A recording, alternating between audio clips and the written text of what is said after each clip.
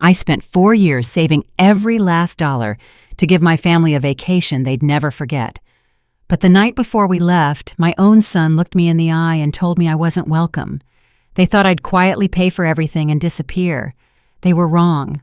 What I did next shocked them, and it changed my life forever. Stay with me because this story isn't just about betrayal. It's about finally standing up for yourself, even if it means standing alone. If this story touched your heart, don't leave without subscribing right now. Tap the bell so you never miss the next chapter of true stories like this. Tell me in the comments. Have you ever been made to feel like you didn't belong? Share this video with someone who needs the courage to choose themselves. Because sometimes the strongest thing you can do is say no more. I never imagined I'd be the kind of woman who counted every dollar she set aside for a dream she wasn't even sure would come true. But that's exactly who I became somewhere between losing my husband and watching my only son slip further and further out of my reach. My name is Evelyn Carter. I'm 68 years old, and for the past 12 years since Henry died, I've lived alone in the little yellow house we bought when Michael was still in diapers. Every evening after dinner, I'd pull a blue mason jar down from the pantry shelf, the one with the faded sticker that used to say, "Vacation Fund." Most nights, I'd fold up a $20 bill from my grocery savings or slide in a crumpled tip from selling pies at the Saturday farmers market. Over 4 long years, that jar turned into something almost sacred proof that no matter how small my pension check, I could still build something worth sharing. I never wanted luxury. All I wanted was to give my family a memory we could hold on to when the rest of the world felt like it was slipping through our hands. A 7-day Caribbean cruise. Not just any trip, but the one Henry and I used to dream about, balmy nights on the deck glasses of sweet iced tea, the kind of laughter that echoes long after you dock back home. Henry always promised we'd go when we retired. He died 3 months after he turned 62. So when the cruise brochure arrived in my mailbox, thick, glossy paper showing endless turquoise water and golden sunsets, I couldn't throw it away. I taped it to the fridge where the old photos used to be. Michael used to tease me for keeping all those snapshots his first day of kindergarten, his graduation, the Christmas mornings, when he'd still jump onto my lap. Now the magnets held a single picture of the cruise ship. Sometimes I'd catch myself staring at it, picturing Michael there with Emma and Caleb, my 2 grandbabies, their hair tangled from the salt wind. I know Michael has a lot on his plate. He's a financial planner with a big corner office downtown. Brooke, his second wife, is smart and polished. She can make any room fall silent with just one look. She also has a way of making me feel like I've wandered in uninvited.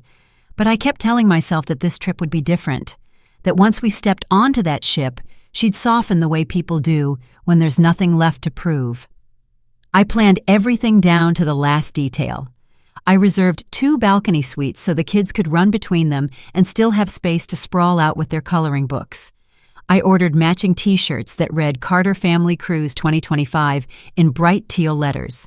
I even found a bakery on board willing to recreate Henry's favorite coconut cake for the last night of the trip.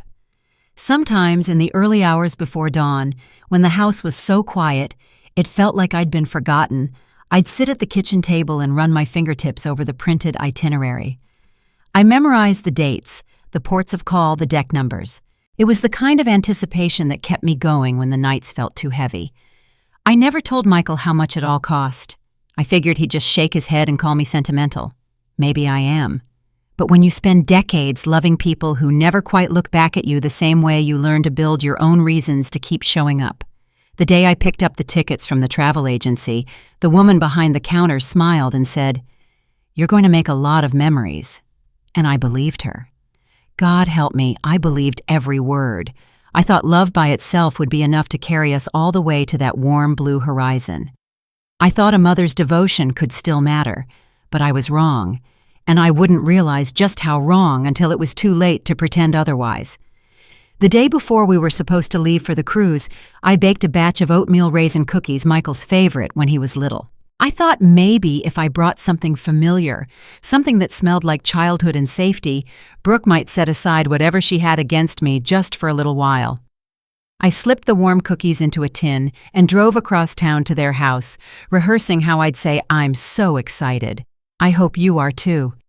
When I rang the doorbell, I heard footsteps inside, then the soft click of Brooke unlocking the door. She opened it only halfway, leaning against the frame like she was blocking the rest of her life from me. She didn't even glance at the tin in my hands. "Evelyn," she said, her voice syrupy sweet. "I wasn't expecting you." I tried to smile, even though my throat felt tight. "I thought I'd bring by the tickets in person, and these cookies, just something to snack on before we go." She didn't move to take them. For a moment she looked past me toward the driveway like she hoped I'd just disappear. Then she pulled the door open another inch and motioned me inside. Michael was sitting at the kitchen table, his laptop open phone pressed to his ear. When he saw me, he didn't wave or smile. He just looked tired, like my presence was one more complication in a life already too full. He held up a finger signaling just a minute and turned away to finish his call. I set the tin down on the counter and waited. Brooke hovered beside me, arms folded. I could feel the distance radiating off her, something colder than contempt, like she didn't even see me as real. When Michael finally ended the call, he stood and cleared his throat. "Mom, about the cruise." My stomach tightened. I tried to keep my voice light. "I printed everyone's boarding passes. I thought we could go over the itinerary together." Brooke exchanged a look with him, and that was when I knew in the pit of my chest that something was wrong. She took a slow breath, like she was about to explain something to a confused child. "Evelyn," she began, "we've been talking and we feel it might be better if you sat this one out." I thought I must have misheard her. My ears actually rang with the silence that followed. I looked to Michael, waiting for him to laugh to say Brooke was joking, but he didn't. He just rubbed the back of his neck and wouldn't meet my eyes. "Better, if I sat out," I repeated. My voice sounded small even to me. Brooke's tone softened, but it only made her words sting sharper. "It's just, this trip is important for our family. A chance to bond. You understand." I stared at her, at the perfect smooth lines of her makeup, the necklace that probably cost more than a month of my Social Security. She was so calm, so sure of her right to decide whether I belonged. Michael finally spoke, his voice low. "Mom, it's not personal. We just need some space. The kids, they get overwhelmed." I almost laughed then, because if anyone was overwhelmed, it was me. I thought of the mason jar, of every dollar I'd counted, of all the nights I'd sat alone, imagining Emma and Caleb running into my arms on that sunny deck. I took a step back. "You don't want me to come?" Brooke's mouth twitched like she was sorry I'd forced her to say it out loud. "No, we don't." My heart thumped so loud I could barely hear the rest. Michael said something about sending me pictures about how we could plan something smaller later, but it all blurred together like watercolors running off the page.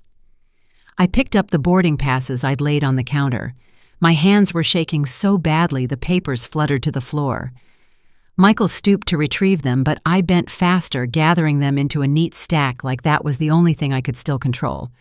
Brooke didn't thank me for organizing everything. She didn't ask if I was okay. She just walked back into the living room, already done with the conversation. I didn't say goodbye. I couldn't. My throat had closed up so tight I was afraid if I tried, the sob I was holding back would break free and fill the whole room. I drove home in a fog, gripping the wheel until my knuckles ached. The tin of cookies sat untouched on the passenger seat, the lid rattling with every bump in the road. I remember thinking how stupid I'd been to hope a pan of homemade cookies could melt years of resentment. When I pulled into my driveway, I didn't get out right away. I sat there watching the porch light flicker, feeling a hollowness open inside me that I wasn't sure I could ever fill. Later that night, as I laid the boarding passes on my kitchen table, I felt something shift. Not rage, not yet, but something colder, sharper. A clarity I hadn't known I possessed. I walked into my bedroom and pulled the big leather folder out of my nightstand. Inside were all the receipts, confirmation emails, and account statements.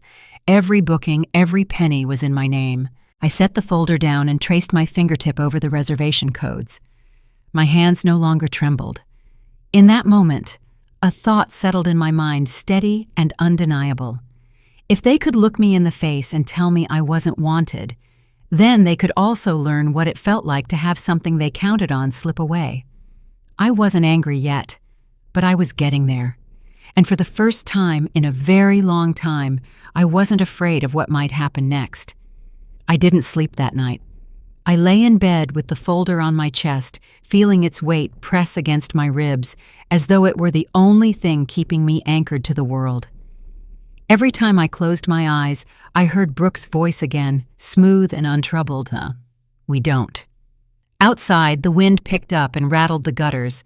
A tree branch scraped across my bedroom window in slow, scratching arcs, like it was trying to get my attention. And maybe it was because something about that sound made me finally sit up. I switched on the lamp and pulled the folder open, spreading every page across the quilt. Reservation confirmations, payment receipts. The final invoice for the suite with the wraparound balcony Michael had insisted the kids would love. My name, Evelyn Carter, sat alone on every line that mattered. No co-signers, no alternate contacts. I was the sole account holder. I was the one who had spent 4 years scraping together the money that now bought Brooke her fancy private cabana and all-day babysitting services. The longer I sat there, the more the hurt began to transmute into something else. A slow, bright heat rose from my stomach to my throat. Not the helpless kind of sadness that had haunted me since Henry died, but an anger that felt strangely clean, focused. For years, I'd believed that love meant never keeping score. But as I looked at the numbers printed in neat black ink, more than $28,000 in total, it dawned on me that sometimes not keeping score is exactly how you end up erased. I stacked the papers into a precise pile and carried them back to the kitchen. My hands felt steady. My heart did not. I turned on my old laptop.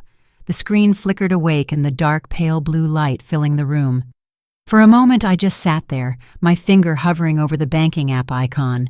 I was breathing too fast, and a small voice in the back of my mind whispered that this was my chance to back down, that if I did nothing, I could still pretend none of this had happened.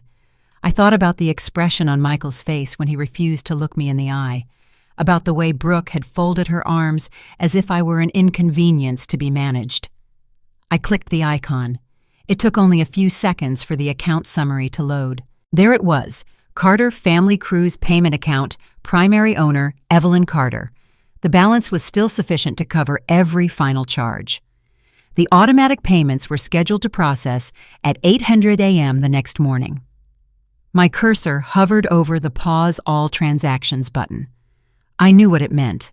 If I clicked it, every reservation from the rooms to the excursions would be suspended. The tickets would be invalid. Their trip would collapse like a sandcastle against the tide. For a few breaths, my hand trembled again. My thumb brushed the spacebar, but I didn't press it. Not yet. I closed my eyes and pictured Emma's face. Sweet, freckled, trusting. She wasn't to blame. Neither was Caleb. But then I remembered that even children learn from the examples set around them. And what was I teaching them exactly if I stayed silent? That it was acceptable to take and take from someone, to use their love like an endless reservoir. That thought steadied me more than anything else. I opened a blank document and began to type. Not an explanation, not an apology, just a single sentence I planned to email if I ever needed to. I will no longer fund a trip I was deliberately excluded from. I read it twice. My eyes stung, but I didn't cry. Then, without allowing myself another heartbeat of hesitation, I clicked pause, all transactions. A notification popped up. Are you sure you want to suspend all payments? This action is immediate. Yes. Another prompt. Linked cards will be declined. To restore payments, account owner authorization is required. Yes. And then it was done. I shut the laptop and sat very still. The kitchen clock ticked in the quiet. A car passed by on the street, its headlights sweeping briefly over the walls. I exhaled the breath I hadn't realized I was holding. It wasn't triumph I felt. Not exactly. It was something heavier but necessary, like placing the last stone in a wall you finally understand you have to build. I left the folder on the table. I would not hide it away in a drawer. I wanted to see it in the morning to remind myself that I'd done what needed doing. The next day, dawn broke clear and cold. I made coffee and sipped it by the window as the neighborhood began to stir. Somewhere across town, Michael and Brooke were probably packing their matching luggage, assuming everything was in order. They had no idea. It was almost 8 when my phone lit up with the first text. Michael, hey mom, getting an error when I try to check in. Can you look into it? I set the phone down without replying. A few minutes later, Michael, seriously, we can't get boarding passes. The card says declined. Can you please call the cruise line? The messages began to come faster. Michael, Mom, this is crazy. We have kids here. What are you doing, Brooke? Evelyn, if you're upset, we can talk, but you're putting us in a really difficult position. Michael, please, just fix this. I sipped my coffee and let each alert roll past me like waves against rock. At 8:45, the phone rang. Michael's face filled the screen. I watched it until the call went to voicemail. Another call came immediately, and another. Finally, I muted the ringer. The silence that followed was exquisite. I spent the next hour cleaning the kitchen, wiping down the counters, straightening the chairs, anything to keep my hands busy while the truth of what I'd done settled into my bones. And then the doorbell rang. I knew before I opened it that Michael would be standing there. His hair was mussed, his eyes dark with a panic I hadn't seen since he was a boy. But there was no softness in me left for that look. Mom, he began, voice tight. You can't be serious. We're supposed to leave in 3 hours. The kids are crying. Brooke is beside herself. You have to release the funds. I stepped onto the porch, pulling the door closed behind me so he couldn't invite himself in. No, I said simply. His mouth fell open. What do you mean, no? I said, feeling the words like iron in my throat that I'm not going to pay for a vacation you uninvited me from. It's not that simple, he snapped. We've already told the kids. We made plans. So did I said quietly, for 4 years. He scrubbed a hand over his jaw, looking out at the street, anywhere but at me. You don't understand how this makes us look. I do, I said, my voice steady. I understand exactly. For the first time, he looked at me full on. I thought I saw something flicker there. Regret, maybe, or just the dawning realization that he'd pushed me too far. Mom, he tried again, softer. Now, we'll make this right. Just unlock the account so we can go. Please. I almost wavered. Almost. But then I remembered Brooke's voice in that kitchen. No, we don't. And I knew there was no making this right. I shook my head. No, I said again. He didn't reply. He just turned and walked down the steps, his shoulders hunched. I watched him climb into the SUV where Brooke sat scowling behind the wheel. The engine started, then idled. I closed the door, my heart thumping so loud I thought I'd never catch my breath. But as I leaned against the wood, I realized something for the first time in years. I wasn't waiting for anyone's permission to feel the way I felt. And in that moment, I knew I'd done exactly what needed to be done. When the SUV finally pulled away, I stood behind the door for a long time, my hand still resting on the knob. My heart was pounding so hard it felt like it was echoing in my ears. I didn't know whether to laugh or to sob or both. All I knew was that I had done something irreversible, and there was no going back to how things used to be. I walked into the kitchen and poured the last of my coffee, even though it had gone cold. My hands were steady, but inside me something felt unmoored, like I was standing on a shoreline that had only just revealed itself after the tide receded.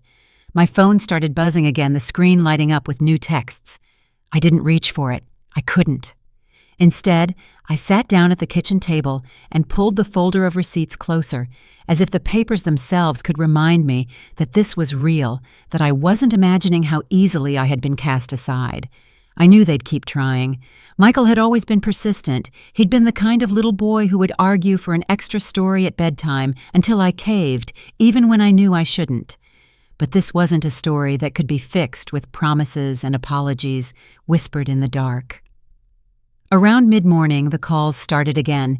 I didn't answer the first few or the second dozen, but eventually curiosity got the better of me, and I turned the ringer back on. Michael's voice came through the speaker before I could even say hello. Mom, we're at the port. They won't let us board. The reservation is showing as suspended. I could hear Emma crying in the background, her high, hiccuping sobs piercing through whatever calm I'd managed to find. My chest tightened, but I didn't interrupt him. You've made your point, Michael said, his voice breaking. Okay, you've proved whatever it is you wanted to prove. Now please, please unlock the account so the kids don't have to watch us turn around and drive home." I closed my eyes and pressed my palm flat against the table. I could feel the wood grain under my skin grounding me. "I'm not going to do that," I said quietly. A beat of silence. Then, more desperate this time, "Mom, don't do this to them." I almost wanted to scream that I wasn't the one who had done anything to those kids, that he and Brooke had made the decision to carve me out of their lives as neatly and as thoughtlessly as you'd slice the crust off a sandwich. But I didn't say any of that. I didn't trust myself to keep my voice level if I did. Instead, I spoke the simplest truth I could manage. "I'm not paying for a vacation I wasn't welcome on." He exhaled a ragged breath.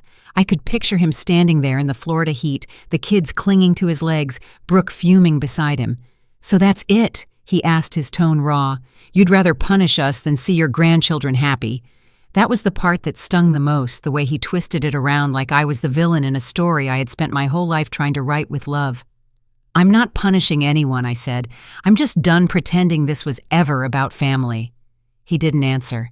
The line went dead. I set the phone down and felt a heaviness settle into my bones, the exhaustion of knowing I had finally stopped begging to be chosen. The rest of the day passed in a strange hush. I washed dishes that didn't need washing. I refolded towels in the linen closet. I sat on the porch with a glass of iced tea and watched the neighborhood kids ride their bikes up and down the sidewalk. It wasn't until evening that another text came through, this time from Brooke. "Brooke Evelyn, I understand you're upset, but this is beyond acceptable. You've embarrassed us in front of the kids, the cruise line, everyone. This was spiteful and petty, and I hope you can live with it." I stared at the words until the letters blurred. I wondered if she'd ever realize that the real embarrassment was theirs, that they had believed for even a moment that I would keep writing checks while they erased me from every memory worth making. I didn't reply. I went inside and turned on the lamp in the den, the same lamp Henry used to read under every night. For a moment, I let myself remember the man who had never once made me feel small. The man who would have told me I was right to stand up for myself, even if it meant standing alone. I pulled the old photo album from the shelf and set it on my lap. There were pages and pages of pictures Michael in a baseball uniform 2 sizes too big, Henry in his favorite fishing hat, me holding Emma the day she was born. So many snapshots of the years I'd given the love I'd never held back. I traced the edges of one photo with my fingertip, the one of Michael grinning with frosting on his nose on his 5th birthday. It felt like touching a ghost. For the first time that day, tears came, but they weren't the kind that begged for someone to comfort me. They were something cleaner, something almost like relief. When I finally closed the album, the house felt different. Not emptier, just quieter in a way that didn't feel like punishment anymore. I knew Michael and Brooke would find a way to spin this story when they got home. Maybe they'd say I was losing my mind or that I'd acted out of jealousy. Let them. The truth was simpler than any excuse they could invent. I had reached the end of what I was willing to give to people who thought my love was just another resource to be mined. And for the first time in my life, I was okay with that. After I put the photo album away, I turned off the lamp and sat in the darkness a long time, letting the quiet fill every corner of me. It was the first evening in years I hadn't felt the need to call Michael to send a check to prove I still mattered. And though a part of me was still raw, there was another part steadier, surer, that knew something important had shifted. I slept that night without waking once, no dreams, no memories clawing at me. When dawn came, I didn't feel heavy or regretful. I felt clean. I poured a fresh cup of coffee and stood by the window watching the sun climb above the rooftops. My mind wandered to the cruise ship, probably sailing away from port without them. Maybe they'd found another way to pay. Maybe they'd driven home in embarrassed silence. It didn't matter anymore. I thought about what would come next. I had spent so many years tying my worth to what I could do for other people, how I could make their lives easier, shinier, more comfortable. But now there was nothing left to organize, no one left to smooth things over for. It was a strange, thrilling kind of freedom. I opened my laptop again, but this time I didn't go to my bank account. I opened a fresh document and typed a list of names, letting them surface one by one without overthinking. Grace Turner, She'd been my closest friend at the hospital long before Henry got sick. We'd worked side by side in the ER for 15 years. She was the only person who sent me a card when Henry passed, and she was the first to call when Michael moved away. Diana Caldwell, my old neighbor with the kind smile and the thin silver ponytail. She'd lost her husband to cancer just 2 years before I lost Henry. She used to bring me tomatoes from her garden every August, pressing them into my hands like an offering. Mabel Perkins, the widow who volunteered with me every Thanksgiving serving plates at the church basement. She never complained about her arthritis, even when she could barely stand by the end of the day. Lorraine Bennett, the librarian who once lent me a cookbook and pretended not to notice when I kept it 6 months past due. She lived alone in a small apartment across town with no children of her own. I sat back and looked at the list. My heart gave a little flutter of recognition. These were women who had shown up for me without expecting anything in return, women who knew what it meant to be overlooked. The thought came to me so quickly I almost laughed out loud. I still had every dollar from the cruise money I had intended to spend on creating memories that now wouldn't exist. But maybe that didn't mean it had to go to waste. I opened the cruise line's website, fingers moving without hesitation. A different itinerary caught my eye. A coastal voyage up through New England with stops in Maine and Nova Scotia. 7 days, small ship, no theme nights or tacky poolside contests, just wide ocean and quiet ports. I read every detail twice. My heart beat faster as I pictured it me and 4 other women who had carried their own silent burdens standing at the rail together as the Atlantic stretched out around us. I didn't second-guess myself. I didn't talk myself out of it. I booked 5 staterooms under my name, paid in full. When I clicked Confirm Reservation, I felt something in my chest unclench. A joy so bright it made my eyes sting. One by one, I called them. Grace answered on the first ring. "Evelyn, is everything okay?" I smiled into the phone. "Everything's more than okay," I said. "How would you feel about taking a little trip with me?" Diana gasped when I told her. "But why me?" she kept asking. "Because I said gently, you deserve it." Mabel cried so hard she couldn't get out more than a thank you. Lorraine just kept saying, "Are you sure? Are you absolutely sure?" "I'm sure," I told her. "It's time we did something for ourselves." When I hung up the last call, my house felt different. Not quieter, just alive in a way I hadn't felt in a long, long time. The next week was a flurry of planning. Instead of packing coloring books and juice boxes, I picked out soft shawls for chilly evenings and paperbacks for lazy afternoons at sea. I stocked up on peppermint tea and lavender lotion. I dug Henry's old camera out of the closet, determined to take pictures of this trip the way no one ever remembered to take pictures of me. The morning we were set to leave, a light rain misted over the driveway as my taxi pulled up. I locked the front door, slipped the keys into my purse, and paused for a moment to look back. This was the house where I'd raised a family, the house where I'd cooked every Thanksgiving dinner, patched scraped knees, waited up for Michael when he missed curfew. It would always be sacred to me. But it was time to go. Grace was already at the terminal when I arrived, her suitcase propped against her hip. She gave me a hug so fierce it left me blinking back tears. "You did this," she whispered. "You gave us this. I needed it too," I said. The others joined us one by one, each face bright with anticipation. We checked in, collected our cabin keys, and boarded the ship together. No one rolled their eyes. No one made me feel like an afterthought. That first afternoon, we stood at the rail as the ship eased away from the dock. The skyline receded, the water widening around us until it felt like we were in a world all our own. Mabel slipped her arm through mine. "I can't remember the last time I felt this. Important," she said softly. I knew exactly what she meant. That evening, we dressed up for dinner. Nothing fancy, just a chance to celebrate the fact that we were here together. Grace wore a sapphire scarf that matched her eyes. Lorraine passed around a bottle of wine she'd brought from home. Diana toasted to second chances. I raised my glass, feeling something warm and steady blossom in my chest. To the women who never stopped giving, I said, my voice sure and clear. And to the lives we still have left to live. We clinked glasses, and for a moment I let myself believe that the past didn't have to own me anymore. That night, I stood alone on the balcony, the sea dark and endless. The air smelled of salt and possibility. I pressed my hand to my heart, feeling it beat strong and certain, and I knew this was what freedom looked like. On the fourth night of the voyage, we gathered on the upper deck just after sunset. The sky was a deep indigo, the stars beginning to prick through the darkness one by one. The ship moved steady and slow, the water below like a black ribbon unwinding into forever. We'd spent the day walking the cobbled streets of a little harbor town in Nova Scotia, our arms linked, our laughter echoing through alleys lined with flower boxes. Grace had bought a hand-knit shawl. Mabel had sampled fresh lobster for the first time in her life. Lorraine found an old bookshop and spent nearly an hour browsing the shelves.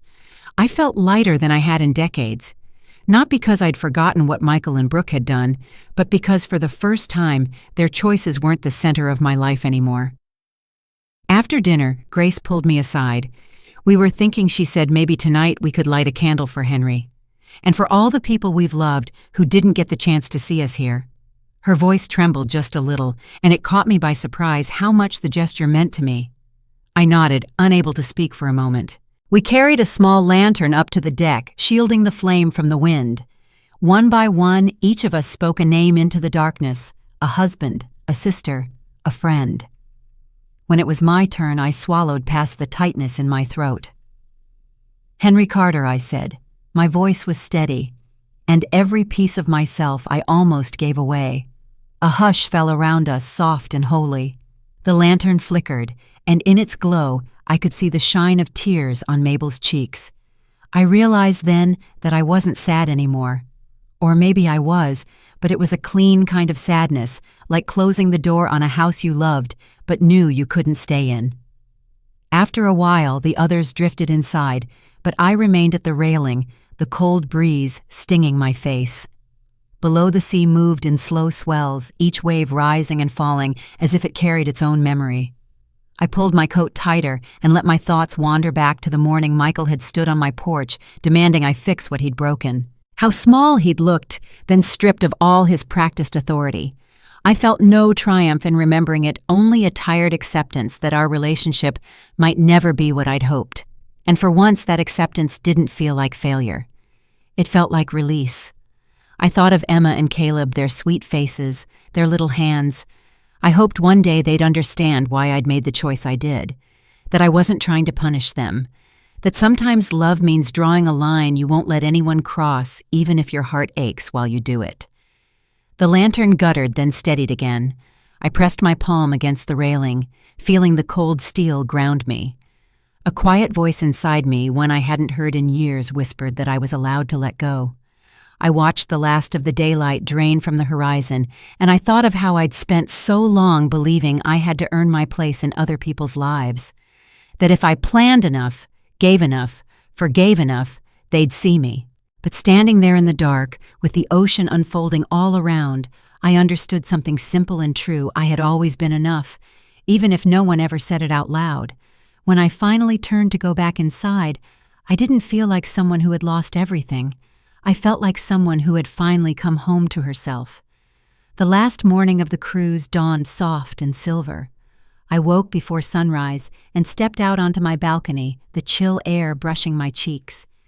The ocean stretched out in all directions, smooth as glass, the sky just beginning to blush with light. I thought about how different I felt from the woman who'd boarded this ship a week ago, her heart still raw and bruised, her mind spinning with doubts. I remembered how I'd clutched the folder of receipts like a shield, desperate to prove to myself that I wasn't invisible. But standing there in the pale dawn, I didn't feel invisible. I felt seen, if only by my own eyes. And for once, that was enough. After breakfast, the 5 of us gathered in the small lounge near the bow. Grace brought out a little stack of postcards she'd bought in each port, colorful images of lighthouses and rocky coastlines. She passed them around, and we each chose one to keep. This, she said, tapping the glossy card in her hand, is going on my refrigerator. A reminder that life isn't over just because people stop thanking you for showing up. Diana nodded, her eyes bright. Amen to that. We spent the next hour sharing stories, some funny, some bittersweet. Lorraine talked about the first time she'd ever seen the ocean back when she was 20 and full of ideas about how her life would turn out. Mabel admitted she'd never stayed in a hotel nicer than a roadside motel off Route 66. When it was my turn, I told them the truth. I used to believe my value was tied to how much I could give. I said, my voice low but steady, that if I kept sacrificing, kept forgiving, maybe eventually it would be enough to be loved the way I needed. I took a breath, feeling every word settle deep inside me. But this week, I finally understood that you don't have to bankrupt yourself emotionally or otherwise to prove you matter. No one spoke for a moment. Then Mabel reached across the little table and took my hand in hers. Her grip was warm and sure. You matter because you're here, she said, because you're you. Something in me softened. That evening, as the ship slipped back toward the harbor, I packed my suitcase, slowly savoring the small final rituals, folding my clothes, tucking away the postcards, sliding Henry's old camera into the outer pocket. When everything was ready, I sat down on the edge of the bed and let myself remember all of it. The sting of Michael's voice when he said I wasn't needed, the hollow ache when Brooke turned away, the fierce, quiet satisfaction of watching the funds freeze with one click. I wasn't sorry. Not for any of it. A knock came at the door and Grace peeked in. We're going to the observation deck to watch the city lights come back into view, she said. You coming? I smiled and stood smoothing my sweater. Wouldn't miss it. We walked out together, shoulder to shoulder, and stepped into the cool evening air. The skyline rose ahead of us, glittering and familiar, but I didn't feel like I was returning defeated. I felt like I was carrying something no one could ever take away again. As the last of the daylight faded, I slipped my hand into my pocket and closed my fingers around the little smooth stone I'd picked up on the beach in Nova Scotia. A keepsake, but more than that, a promise to myself that I would never again trade my self-respect for a seat at someone else's table. I turned to the women beside me, all of us standing there in a quiet line, and I knew in my bones that this was family too, the kind you choose, the kind that sees you not for what you can give, but for who you are. And in that moment, I finally felt whole. There's something I wish I had learned sooner. You don't have to set yourself on fire just to keep other people warm. For so many years, I believed my worth depended on how much I could give money, time, forgiveness, understanding. I thought if I just tried harder, the people I loved would finally see me and appreciate everything I sacrificed. But life has a way of teaching you the same lesson over and over until you finally listen. The moment I stopped funding other people's happiness at the expense of my own was the moment I began to feel free. It isn't selfish to draw boundaries. It isn't cruel to say no more. It's simply a way to honor yourself and everything you've survived. Whether you're 38 or 78, you deserve relationships that feed your spirit, not drain it. If you take anything from my story, let it be this. You matter, whether or not anyone else ever says thank you. If this resonates with you, I'd love to hear your thoughts. Share your experiences in the comments below, and don't forget to subscribe so you can join me for more true stories about courage, healing, and choosing yourself.